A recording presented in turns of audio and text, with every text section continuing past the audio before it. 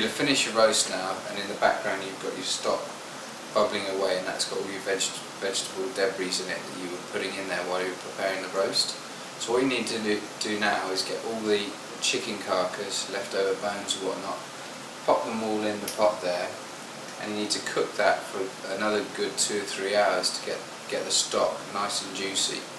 What you'll be doing then is you'll be cooking some of the goodness out of the bones.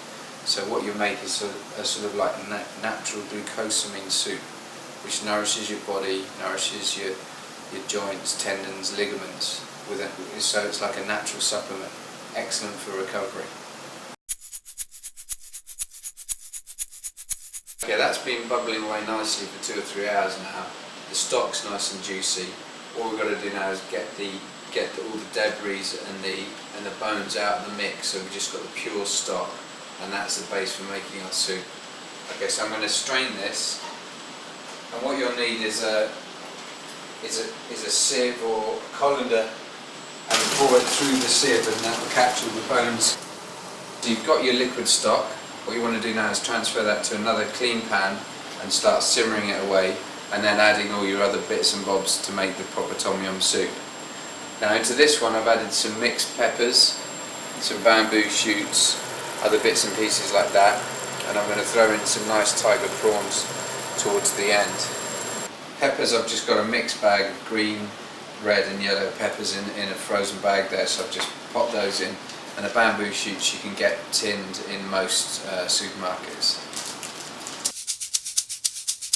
Now this is a really sneaky way of getting all the herbs and spices that are required for tom yum soup in one hit. You can use fresh ingredients, which would be better, but for me this is a real fail-safe method. Obviously the spices in there are medicinal, so they help anti-inflammatory processes in the body, they help thin the blood, so that's going to get you on the road to recovery. So you just want to put 2 large dessert spoons full of that tom yum soup paste. That will serve about 3 people.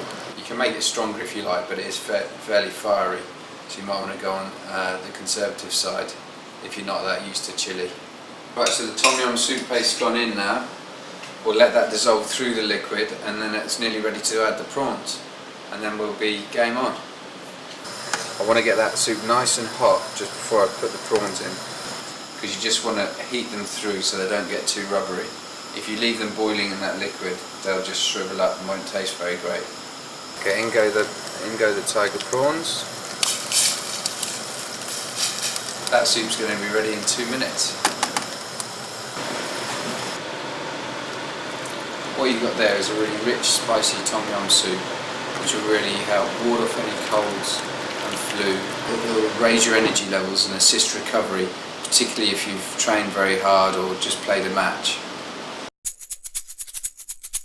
Right, it's the end of Sunday now. You've cooked a full roast, you've done a bolognese which you can turn into a chilli, and you can freeze that so you can use it throughout the week for snacks or for supper. Although it's been a good 2 or 3 hours cooking today, it's going to save you loads of time in the week. You've had a lovely tom yum soup that you can tuck into as a little snack. You can keep that in the fridge for 2 or 3 days after you've made it. So that's the end of your Sunday ritual.